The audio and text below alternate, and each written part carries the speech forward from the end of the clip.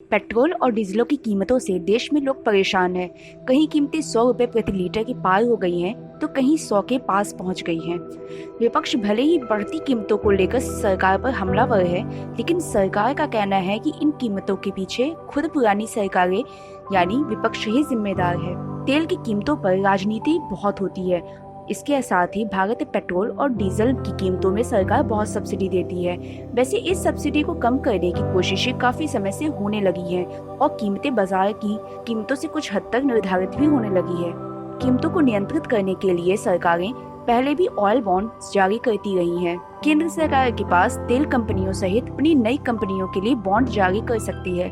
Oil bond वह खास तरह की प्रतिभूति या सिक्योरिटी होती है जिन्हें सरकार कैश सब्सिडी के लिए ऑयल कंपनियों को देती है।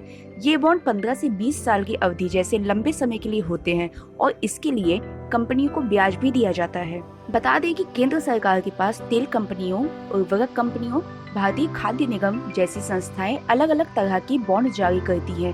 पहले क्या होता था कि सरकार के हाथ में तेल के रेट करने का अधिकार होता था और सरकार इस पर सब्सिडी देती थी।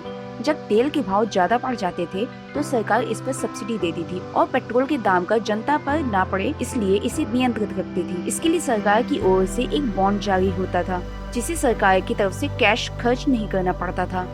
सरकार एक तरह से पेट्रोल कंपनियों को एक रेट पर तेल बेचने के लिए कहती है और बाकी के पैसे सरकार अपनी तरफ से देती है।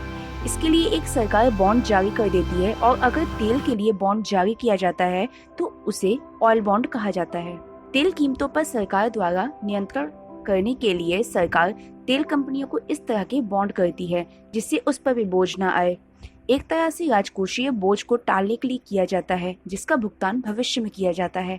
सरकार इन बॉन्ड का सहारा तब लेती है जब वे खतरे में होती हैं, यानी उनका राजकोषीय घाटा अप्रत्याशित कारणों से बहुत बढ़ जाता है।